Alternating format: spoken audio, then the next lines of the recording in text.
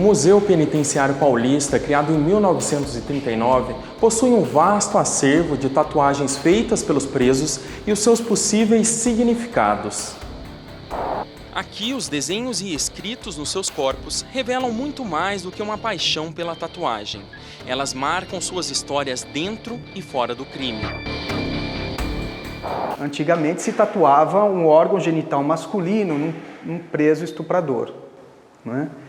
E o que acontece quando esse cara já cumpriu sua pena e tem que voltar para a sociedade? Ele tem um órgão genital masculino desenhado na sua pele.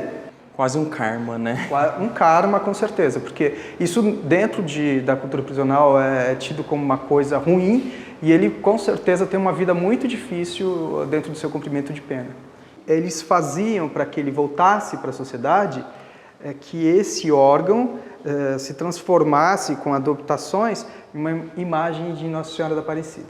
Por mais incrível que pareça, era possível, desenhando um triângulo em cima dele, transformando o que era parte do órgão na coroa, colocando rostos. Assim como Nossa Senhora, outros desenhos também teriam fortes significados na cultura prisional. Supõe-se que um palhaço ou uma caveira apunhalada marca a pele de um assassino de policiais. Já uma cruz pertenceria a alguém sem escrúpulos, que vai até o fim em seus atos. Uma mulher nua seria desenhada em viciados em drogas injetáveis. A morte, segurando uma foice, representaria algum integrante de grupos de extermínio ou alguém que fez justiça com as próprias mãos. Já as serpentes seriam feitas em traidores do mundo do crime.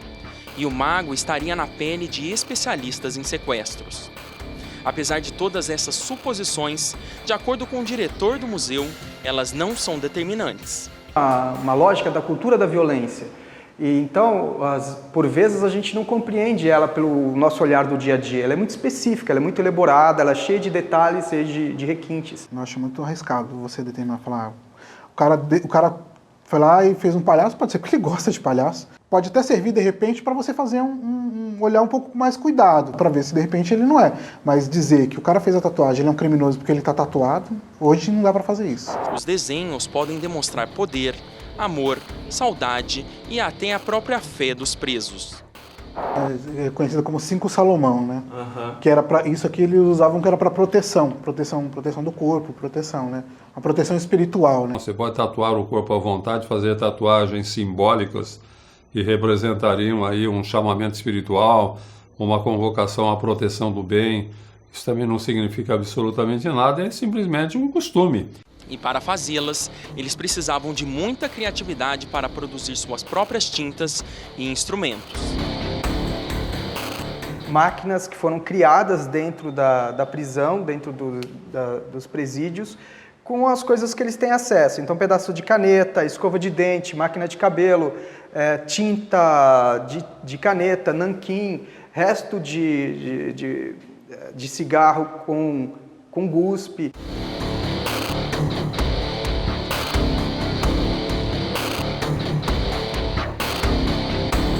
As fotografias de tatuagens hoje expostas no museu faziam parte de pesquisas científicas que tinham como objetivo revelar quais seriam os criminosos natos e que não teriam condições de ser reinseridos na sociedade. O Lombroso ele vai estar estudando cerca de 6.000 crânios, então ele vai criar algumas características. Por exemplo, ele vai dizer que o cara que tem o queixo quadrado, as orelhas mais de abano e a testa alta, esse cara pode ser um potencial criminoso. Esse tipo de estudo muito mais prejudica o nosso convívio, muito mais prejudica a nossa sociedade do que ajuda de alguma forma, porque isso acaba colando, né? Se você diz que um determinado padrão de rosto está associado à criminalidade e os policiais acreditarem nisso, a vida dessa pessoa vai ser um inferno. Nós não podemos criar essa questão taxativa porque a nossa história nos mostra que não funciona. Hitler não tentou fazer isso? O seu processo de eugenia não era por causa da aparência, por causa do lugar que nasceu, por causa de estatura, de formas. Na África nós tivemos o prejuízo terrível de vidas, porque europeus foram lá e disseminaram uma raiva entre os povos de quem tinha nariz achatado e quem tinha nariz fino. Algumas tatuagens são recorrentes em todos os períodos da história da carceragem brasileira. A tatuagem Amor de Mãe, ela se repete, desde aí a gente tem essa tatuagem aqui, que é do início dos anos 20, no início do século 20, e se repete até hoje. Porque talvez a tatuagem ou alguma coisa que eu faço no corpo físico visando o bem-estar é por falta de algo mais profundo, uma carência, uma necessidade imediata que não pode ter nada a ver, às vezes, com a minha essência no sentido profundo do termo.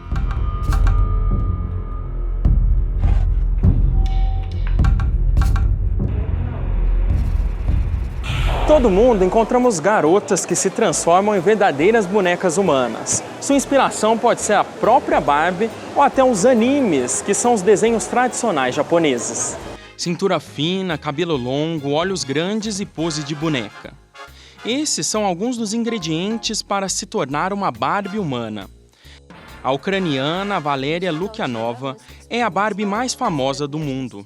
A modelo já deu várias entrevistas divulgando sua dieta fora do normal, que se baseia em líquidos e luz solar. Mas a peculiaridade da Barbie não se resume à sua aparência. Valéria diz ser espiritualmente evoluída e que mantém contato com extraterrestres em experiências fora do corpo.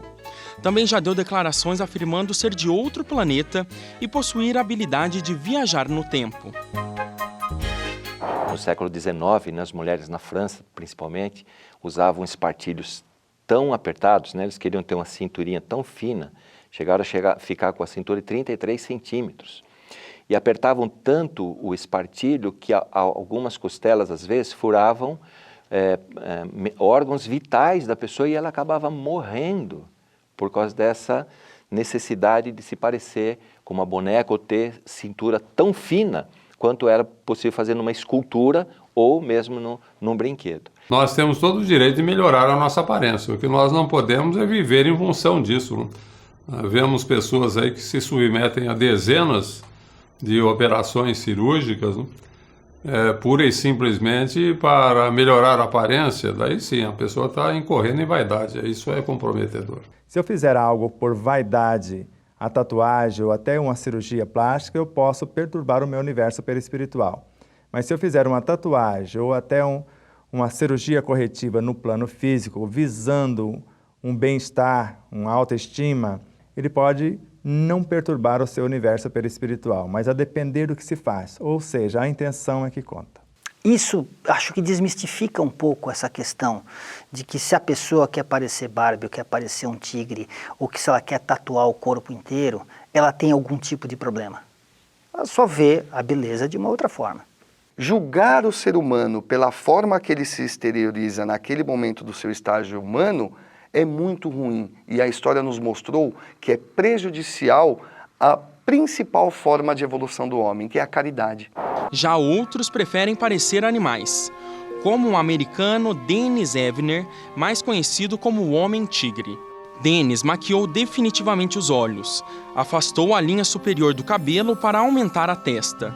Fez tatuagens pelo rosto e corpo que se assemelham a listras de tigre. Colocou implantes transdimensionais nos lábios superiores para colocar os bigodes e na testa para as sobrancelhas. Achatou o nariz, colocou silicone no queixo, nos lábios e bochechas, bifurcou os lábios superiores, prolongou e afinou os dentes e alongou a orelha.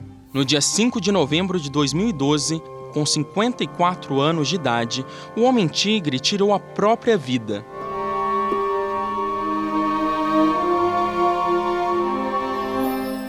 Chegando no final, não tinha mais o que tatuar, se olhando no espelho, talvez o objetivo dele não fosse alcançado e nem poderia ser alcançado.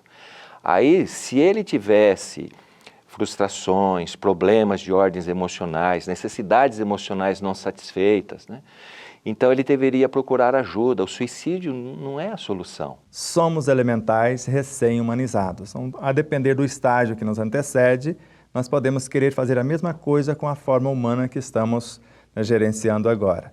Eu acho bastante perigoso você vincular aquilo que nós exercemos como nosso livre-arbítrio, as atitudes que nós tomamos, vincular sempre isso a uma encarnação passada, até porque eu acredito muito firmemente no esquecimento. Sabemos que existe um desequilíbrio, porque a aparência humana é benéfica a nós, né? Estamos no estágio correto, não há o porquê de modificações radicais, mas seria incoerente e injusto nós falarmos que ele era ou não era. Imagina um companheiro que ouve isso.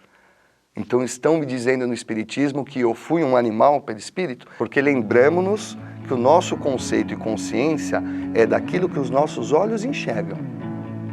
E a vida não é só o que os nossos olhos enxergam.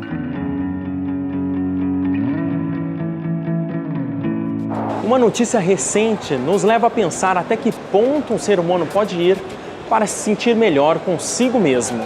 O alemão Mitch Stuns, de 45 anos, passou por sessões de cirurgia para injetar silicone em seu órgão genital. Tudo isso, segundo ele, para se sentir melhor. Hoje, seu pênis está com 4,3 quilos e ele possui dificuldade para encontrar roupas, urinar e manter relações sexuais. O problema do silicone é que ele é definitivo. Então você pode ter um dano mais sério, a pele vai ficar endurecida, um órgão que precisa de muita irrigação talvez não tenha, porque o sangue não consegue nem chegar ali. E mais uma vez, você vai ter sempre inflamações recorrentes, pode fazer esses granulomas de corpo estranho que o corpo da gente sempre vai tentar expulsar e pode terminar comprometendo a função do órgão. E no próximo bloco, as modificações corporais como uma forma de ritual. A gente já volta.